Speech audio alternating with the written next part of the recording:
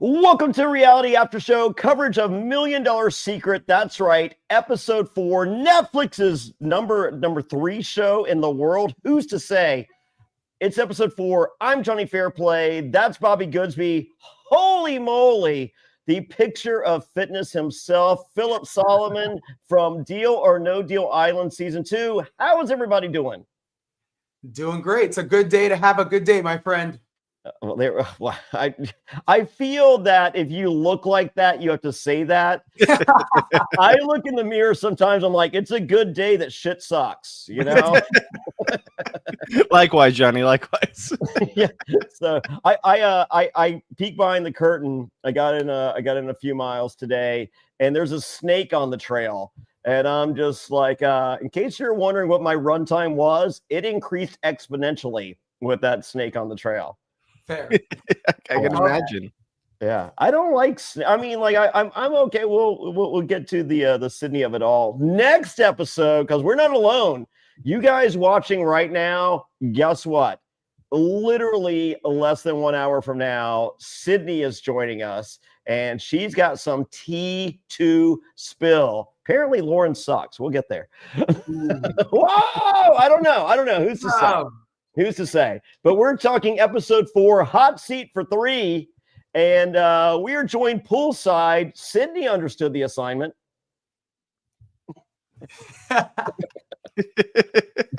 Well, Sydney had no problem, going up to Chris and getting what she needed to do to stay alive in this game. That's for sure. Yeah. Lydia's wearing the same bathing suit as Sydney. Looks a little different. Philip, for those of you listening, not watching, Philip was gagging himself. I was not. What? Lydia was wearing a red 2-piece, right? I mean, I don't remember. After I saw Sydney, I kind of clocked out a little bit. I don't remember. We all did. Were you reevaluating your life decisions? A little bit. All right, great. Hey, there we go. Hey, you know who also understood the assignment? Cara. She looks good. Yeah. There's no focus on it. You literally have to be like checking the liner notes to see that. But if you're like, hey, did you not catch that Cara's also hot? I mean, I get the edit that she just flips burgers in and out, but she's literally hot too. It's giving kind of a girl next door kind of vibe, which I love. I think that's a really important energy on a show like this because you want your absolute wow, she's amazing. I got to look at her. And then you want that girl that seems approachable, one that you can not only be friends with. Yeah. And you're like, yo, I could hang out with her. I could get Cara. There's no way I could get Sydney is what most, come on, you're in the world of greatness here, but so no, I think Bobby might have been onto something in the first 3 episodes. This screams winner's edit because if Cara is this hot in a bathing suit and we're not acknowledging it, there's a reason. Well, I would say this. I just think looking at her body of work through the first 3 episodes and even into these next 3 episodes, you really get a feel of who they're trying to push forward as dodo characters, as potential threats, as people that are just going to be bigger than life, good reality TV, and then possible winner edits. And I feel like we have a couple people getting winner edits, but I think the majority are very good TV characters. Yeah, but I think they want to give the likability, not the hotness edit, but the likability edit. And I'm just like, you're really doing Cara a disservice here. I mean, as someone who thought they might get the hot edit, and then I showed up to the island and I was like, oh, Storm and the golden god. Oh, okay. So I guess I'm the heart of gold. Got it. Great. Cool. I'm going to tell you, yes, it's a good edit to have. It's a great edit. I understand what it's like getting just the hot edit and not the genius villain edit. That's fair. Yeah.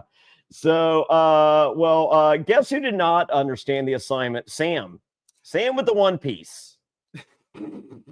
No one likes a one piece. I mean, like, there's one pieces available on Shein or Shein or however wherever they get their bathing suits now. There's some good one pieces out there that I'll allow. But for the most part, unless you're a teacher, present company excluded, I don't need to see it. Okay, here's the deal, and it's something that I kind of learned quickly. The things that I'm willing to do in the real world, where let's say if I was a woman and throw on a two-piece without worrying about it or whatever else, you have to remember you're on a global streaming platform. So I'm a firm believer that you're like, maybe if it was any other day, any other situation, but like for this, I don't feel like I need all of like the globe. This is not just like America, the globe looking at me and dissecting me in a swimsuit. I don't think Sam has anything to worry about. I mean, I agree completely, but I'm just saying in their head, perhaps. I mean, and she shit out her first 8 days on day 2. Are we going to reference the diarrhea on day 2 or no? She got her electrolytes. She's ready to go. Okay. Are electrolytes bloating? You're the fitness guy. I don't know. No, they're not. All right. Babe, electrolytes aren't bloating. All right. Good. All good. All right. Tell my fiance. We're both collectively working towards a Miami trip. And how do you have to look in Miami? Perfect. Hot. It's important. Yeah. Yeah. It's a thing. I mean, you know, I got a trip to Atlanta next week? The week after, I think, but yes. Who's to say? But yeah, I mean, I look good, but I don't need to look hot. Can I ask a question? Okay, how many nice outfits do these people have to bring on this show? Like, how does their luggage carry all of these like insanely like extravagant outfits? Because I don't think I own more than 2. I can tell you for us, for the evenings in Temple, we had to bring 12 to 14 outfits. I submitted 23 outfits all together for approval. And so then I submitted 23, and you send in all these like photos of like shirts and shorts and pants and whatever else. And then they let you know every day which ones you're going to wear. So like all the outfits I was wearing on the show were mine, but I wouldn't have put them together that way or piled them that way or so on and so forth. Yeah. House of Villains, I had 3 suitcases. I actually literally bought a brand new 3-piece Samsonite set. Samsonite, we're here for sponsorship. And one suitcase was just Jordan 1s. Wow. But I will say that women's clothing packs in much tighter than what. So if you're looking at Sydney and what she's rocking, like, I mean, like you can fit even the chandelier dress. It takes this much space. Man, I'm gonna have to do some shopping. Trying to find comparisons. It takes this much space. Philip, how many of those tank tops did you bring with you? Ooh, like 20. And so many. Many. So let's see. We're at Phil. Phil's not used to lying. Oh, this might not work out. Peter says it's his house and he's allowed to come into any room he likes. And what they don't say right here, it's usually when people are changing and he's just in a towel. Wow. I did not know. I think I read that on Reddit. It may not be true. Probably that the last part I'm guessing is not true at all. But okay, wait. So like, I'm still trying to figure this out. What's his history? Like, is he an actor? Has he hosted something else before? Like, where? Bobby's supposed to look this up. Yeah, no, I did. We never went back to it, but yeah, he's a famous actor. So he's been in Guardians of the Galaxy.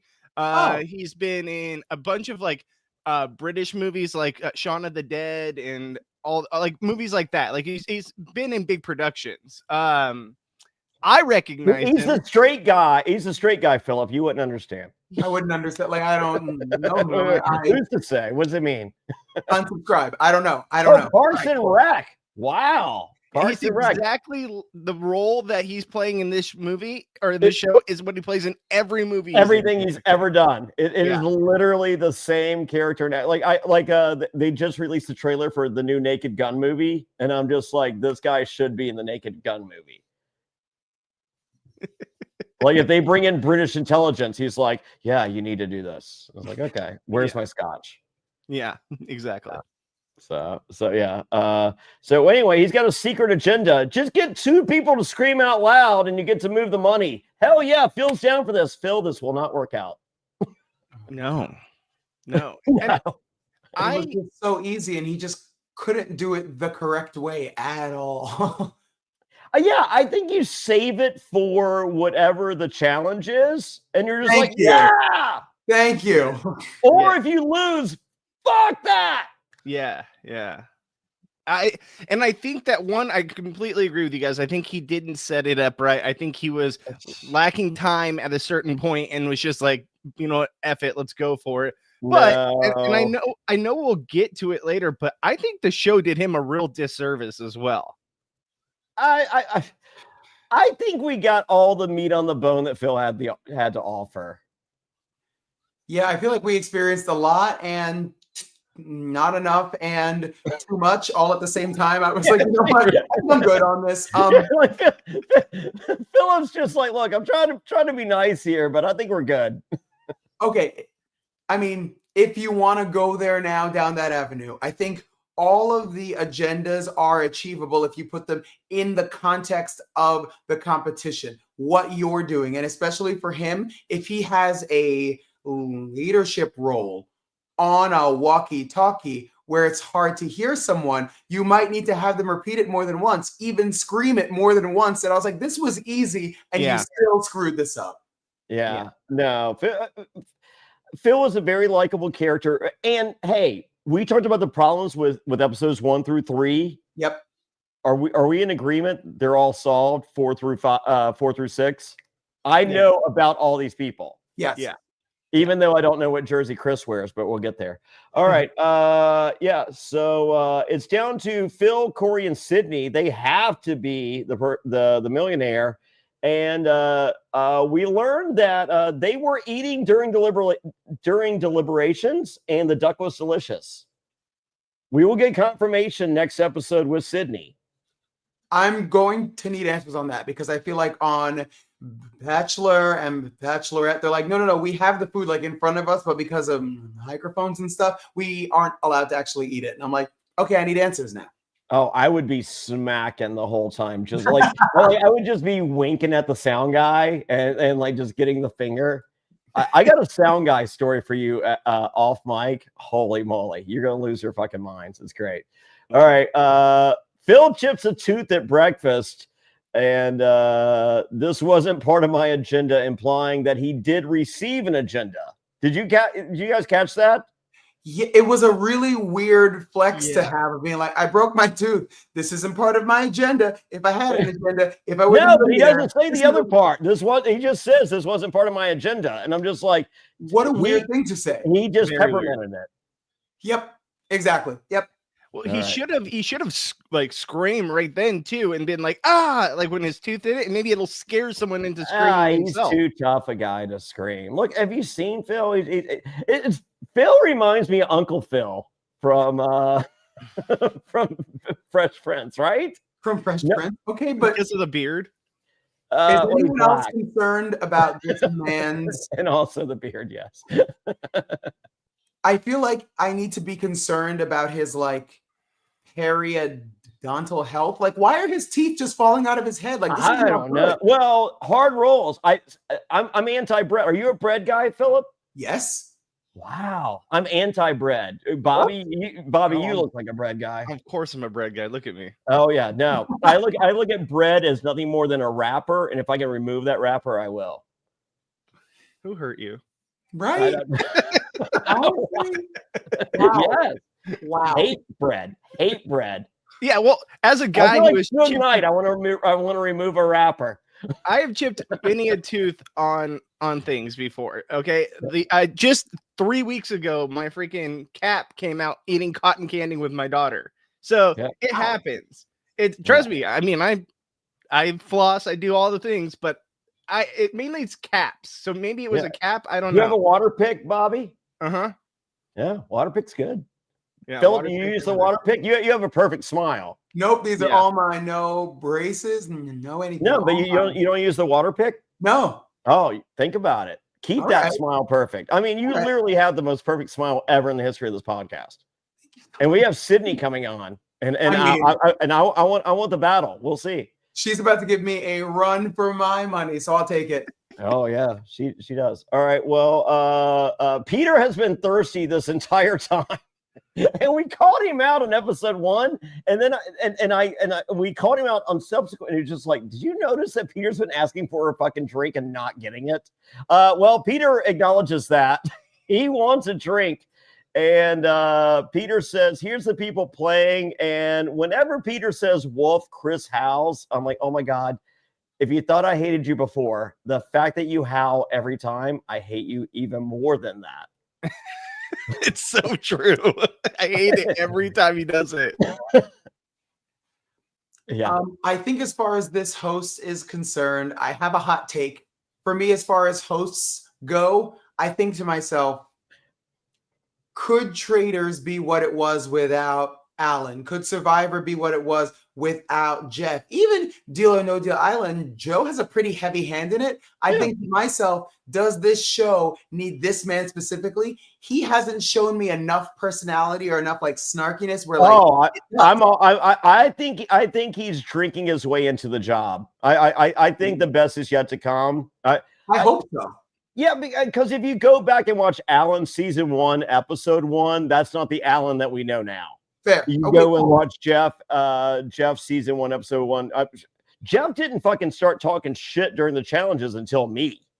I'm the guy that brought that out in Jeff. Go back and watch. They just play weird music during challenges. It's a really odd show to watch. I fixed that. All right. So, no, I think the more Peter drinks, the more he's there. Well, and there's a moment in a future episode we will get to in a later podcast, but he does have a moment where I'm like, oh, okay, Peter, I see you. You got a little attitude on you, and I'm glad to see it, you know? Yeah, no. What's called Daniel Tosh on the GOAT. He had no idea what to do episode 1, and then he settled in, oh, I'm going to do a Joel McHale impression from House of Villains. Just saying. So Joel McHale, one of the best. All right. Let's see. You have to take a boat to the this excursion, or it's not an excursion. What they call it an eliminator, but that's not. The verbiage for all these things are wrong. And I would like to talk to a manager. But yeah, there's a boat to the distillery, a helicopter to the glacier, and you have to get the right combination. Corey thinks Sydney is not getting along with the house, and I'm like, Corey, I feel like she's getting along with half of the house plus one based on the vote from the night before.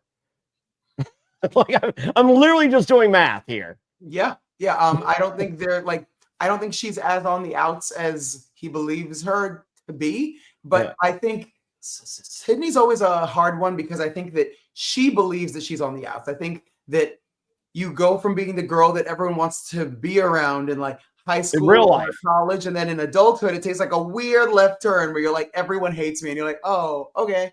Yeah. Well, you have enough people that aren't hot to tell you that you're not. And it's just like, I'm like, no, Sydney, you found enough semi-hot people to hang out with. You're good. Now, tell me if I'm wrong, but in the first 3 episodes, we really started to see like alliances form, right? Like 2 sides of the house, and numbers were dwindling from each.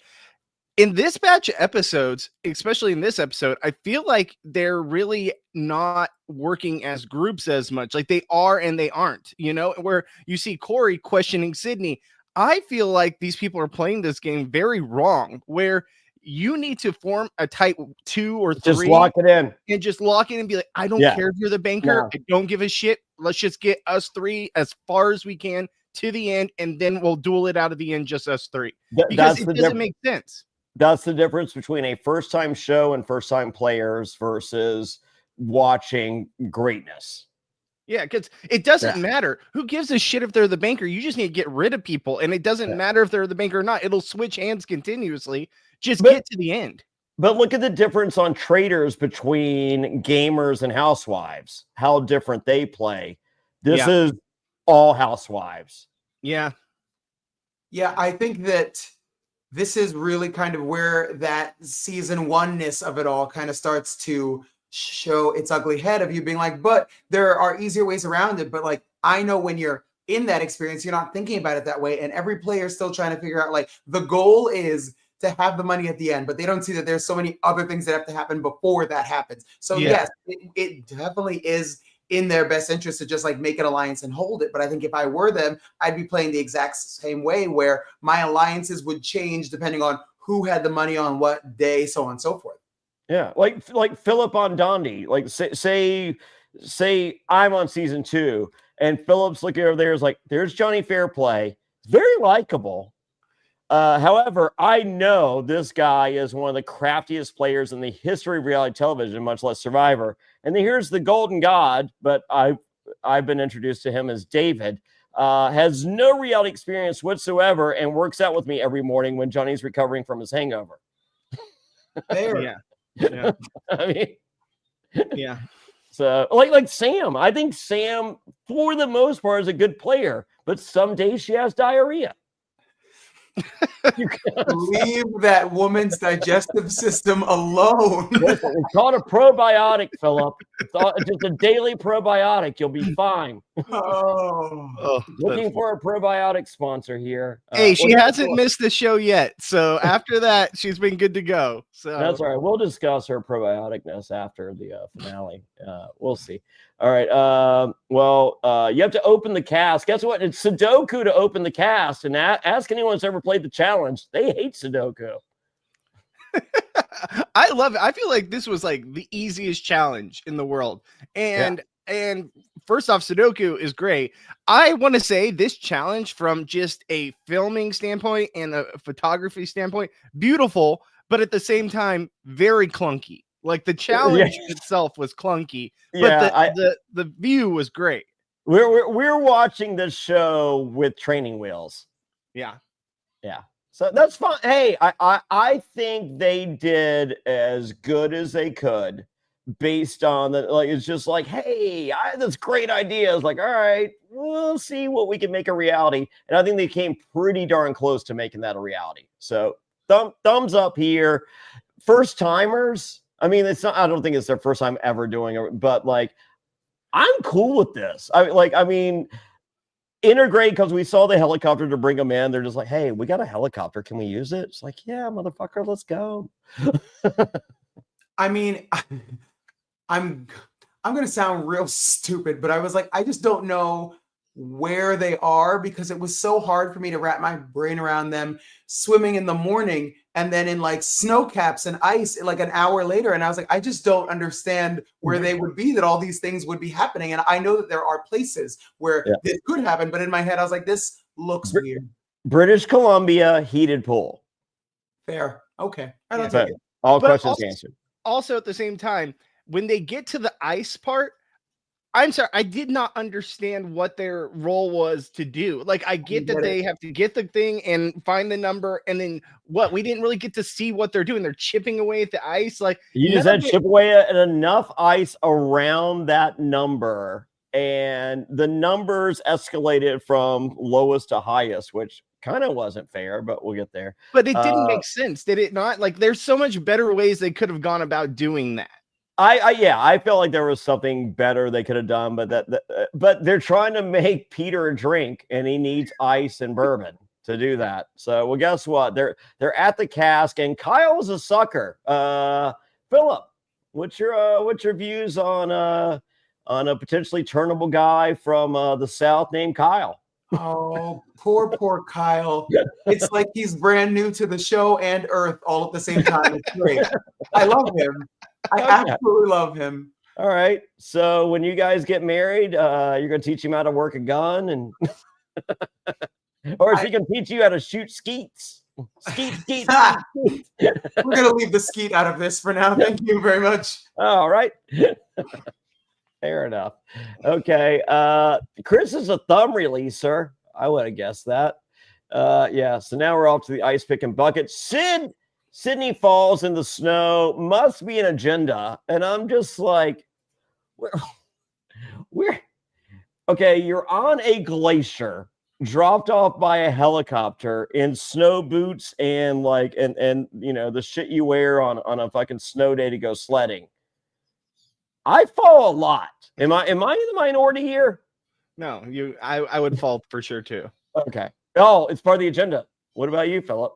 You're pretty fit, I though. fall 3 times a day. I think the best part is Corey retelling that story to everyone else, and he's like, "Yo," and then she fell, and everyone's like, he's like, no, she fell. And like it doesn't translate because everyone's like, is she okay? No, she fell. And you're like, no, dude, this isn't it. This is not a This thing. is not the clue you're looking for. Yeah. Yeah, no, it just didn't track. But yeah, it's like Corey, go back. So let me get this straight. You're on a glacier and there's snow like knee deep. Yeah. But she fell. But she fell, guys. She fell. Yeah, you're gonna fall glacier head first down a mountain and not hurt yourself, but complete the agenda. Like, I'm sure production would be very liable if something happened there. Yeah. I mean, it could be a good agenda if it was like trip and fall twice in that afternoon or whatever else, but like it would need to happen more than once. Like, it's just that one thing seemed very much like an isolated incident. Or trip your other person. Like, hey, Sydney tripped me. Fair. Like, that's a thing, but no, that was not a thing. Okay, sorry. Well, Sid is channeling her inner rage from the past few days. And I'm like, wow, what's going on? Well, Sam and Jamie, 17K, 70K.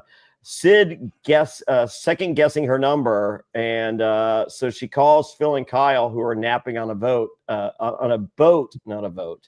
And I'm just like, okay, well, guess what? Peter loves the beverage, and it's perfection. Sid is 4 for 4 going to the trophy room. Okay. This is good and bad. I mean, yes, here's where I think Hill makes his biggest misstep. He gives her the number. She doesn't understand it. She asks for it again. He gives it to her again, and then it's over. And I was like, hey, dude, this is where you do the agenda. When you're in a power position, what I've learned from watching the show is it seems like everyone seems to almost kind of turn their sensors off while they're in the game. And then outside of it, they're like super tuned in. So that means that now in the game, as we see in episode 6, you have to find ways in the game to like insert those things, because there's no way outside of those eliminations, excursions, competitions, the missions, whatever they may be, because you can pretty much do whatever at that point. Or even if he said she had to get that number and then scream the number at the top of her lungs, that they never said what she had to scream. And so there were different ways around it other than the way that he went. Scream the number. I need to hear it. Anything. Yes. Yeah.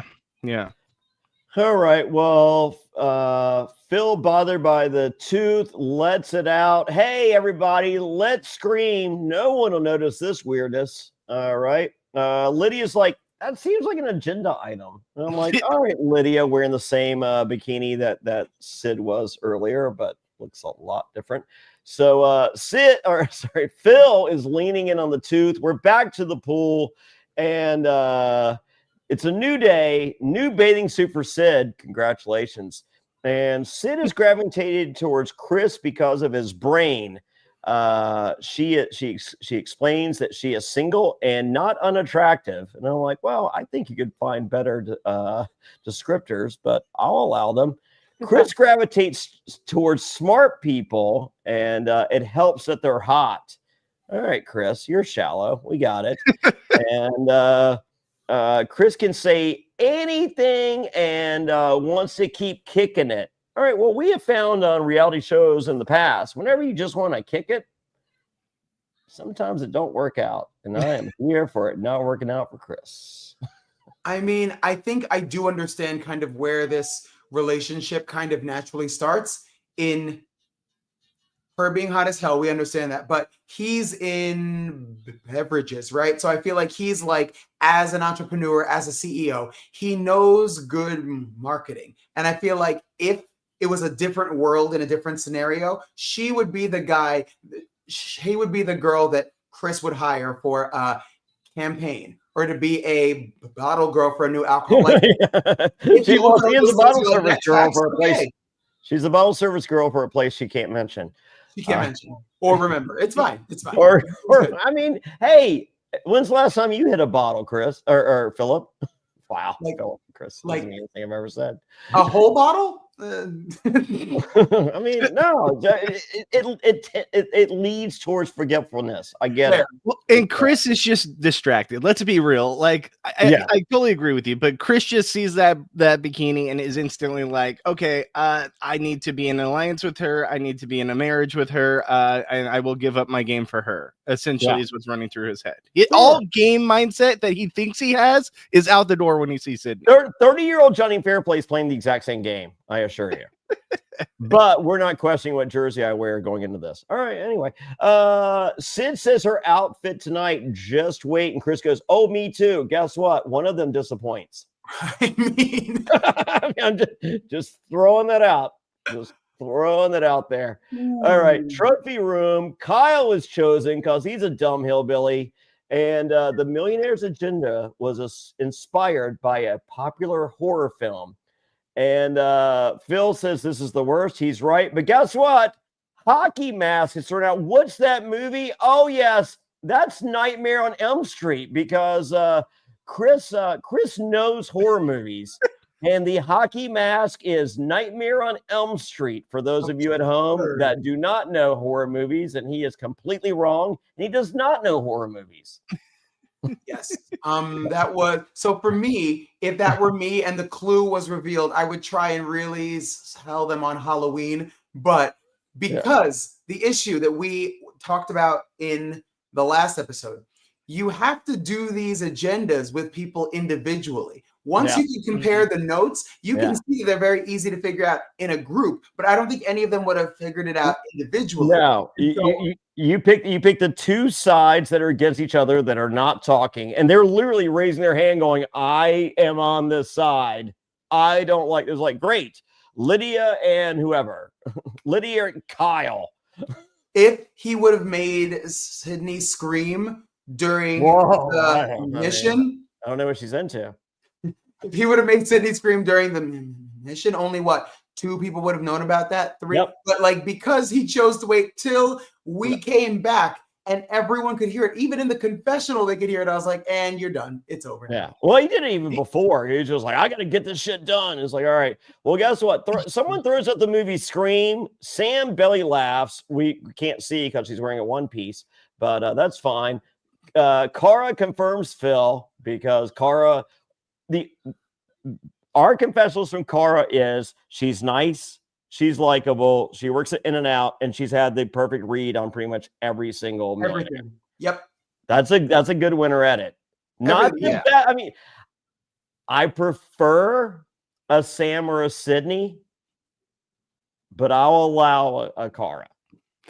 Yeah, and to go back to like them giving them this clue as to it was a horror movie, and they really did him a disservice. Because they knew at this point when they give that clue, they know how he went about his mission, right? Now you're just literally waiting for them to come across. As soon as he heard that, he was just like, I'm so fucked. Like, there's nothing I can do here. They're going to get to it. There's another game being played that we saw last vote out with, it doesn't matter if we know you're the millionaire or not. Yeah. So, it doesn't. So you can lean into that. And I think season 1 is a great standard bearer for future seasons. This show, this could eclipse Traitors. Yeah, as far as gameplay goes. I think it does resolve a lot of the issues of in Traitors. If you're not producer selected to be one of the 3 traitors, you are at a serious disadvantage. And what I've always wanted out of Traitors is the clues that I'm receiving on $1 Million Secret, where I'm like, okay, so finally you can either play well or not well, but be on either side of the line and still have an equal opportunity to do well here. It's like, hey, I got rid of it, guys. I'm with you guys. Yeah. Like, let's do some damage. Yeah. Yeah. I love it. So, let's see. Sarah, he would like to go around. Cara would like to go around. Would like to go around and talk to everyone except for Phil. That's not a good sign for Phil. No. Chris and Kyle and Corey. They are Chris's number one alliance. Cara and Lydia stuck with Phil, still talking horror movies. It's very uncomfortable for everyone, but it's fun for us, the viewer. Sydney loves Phil, but sorry, Phil. Oh, wow. Sydney's the bad guy. I like that. Lydia down for Sydney blindside, but and not Phil, the known millionaire. Ooh, Lydia, you're playing the game. This will work out for you or not. All right. Corey, not good at this game. They're very good-looking guy, very athletic guy, very likable guy. Not good at this game. Maybe he wins, maybe he doesn't. I have a lot of money that says he doesn't. Lydia tells Cara the plan she heard was from someone else. I like that, Lydia. But I think too many people compare notes. They're just like, yeah, but wasn't she the first one? Yep, she was. Sam is ready to get out the other pretty girl. Oh, Sam, you petty girl. Maybe wear a two-piece, and then you don't have to worry about it. Who's to say? All right. The goal isn't to get out the millionaire. It's to get out the millionaire. It's to be the millionaire at the end. Whoa, I like that, Phil. And Phil and Sid match. Chris is here to get the million and not a girlfriend. I believe that. I do not think he will leave with a girlfriend. Time for the dinner. Bruce Chris is here. Sid's outfit is much better than Chris's. Chris is a liar. And I feel that the hair was almost devil horns on Sydney, leaning into the villain edit. I'm for it. Chris is a film buff, as he mentioned earlier. No, he isn't. He is a liar. He is the this guy's IMDb is like name 4 other letters, and that's his IMDb. Okay. For those of you wondering, Chris, if you're watching, this is the We Hate You, Chris podcast. Okay, have we established that? He's got the dodo edit the entire season. He's the person that they make you feel so unlikable. Like they make you. I have a comparison I'm saving for next episode. There is a person that he reminds me of very much so. And get ready, I'm calling him out with Sydney. All right, that's fair. I mean, it's not fair. It's just very cruel and mean. It is cruel and mean, but that's reality TV for you. We're not doing it. The show's doing it. The show's giving it to us, and we're the ones who have to take it in. Yeah. So, well, guess what? Phil says Scream was Sam's idea. He did not want to scream, but he did. And Jamie goes, you know what? I'm not positive the movie was Scream. It could be The Omen. Whew. I am. Wow, that's a hot take. I was not here for that. You have to kind of realize, and I think I realized it about like episode 3 or 4 of my show, because like day by day you can almost kind of tell the episode that they're at. And like, you have to be like, what can the producers do? What can they prove? They're still trying to make an easily understandable show. And so what if they were like, hey, just keep an eye out for an omen? Like, that's a weird thing to be able to be like, oh, I know exactly when that happened. As opposed to a Scream, you have tangible evidence in which everyone in the house heard that. I'm like, see, that is a moment that you can use on TV. You can't use an omen. Yeah. Sam's also being very smart here of just making good TV too, like making it interesting. Yeah, well, Jamie is the one who thinks the omen, and Jamie, excuse me. Yeah. I don't think she's making. I think we got. Jamie's got some Tom Sandoval reads here. I think that's what's happening. Okay, I can't say Tom Sandoval, but I will give you maybe Dolores, because I like Well- Jamie, and you're like, oh, okay. Yeah. I mean, you're incorrect, but I think you're a great person. You know what? I will allow a Dolores Jamie reference. We're good. We're good there. And Phil says, how do you win this game? Who's to say? Chris says that's a valiant argument. The word he's looking for is valid, which makes True. his statement invalid. Agree. And the votes are in. And that is it for this episode. Okay. I have a hot take. I think that for both my top player of the episode and my flop player of the episode, it's Hill, I think. I think he actually is my top and my flop, and here's why. Once everyone knew he was the millionaire, I didn't think he was going to have an argument left on earth. I thought he was just going to sit there like quietly and leave. And instead he said, but how do you win this game? Do you want to be like, well, we took the millionaire out, or do you want to have the money at the end? If you already know I have the money, then voting me out, how does that help? And for a minute, as a viewer, I was like, you know what? Whether I agree with him or not, that's a good play. That's a smart way of looking at it. And I think that I'm playing with him. Right. Like that was one of the smartest things I heard all episode, of course. The only crux in your plan is you're playing with the most valiant player of the episode, which the word I'm looking for is not valiant, and it's not valid. It's invalid. It's Chris.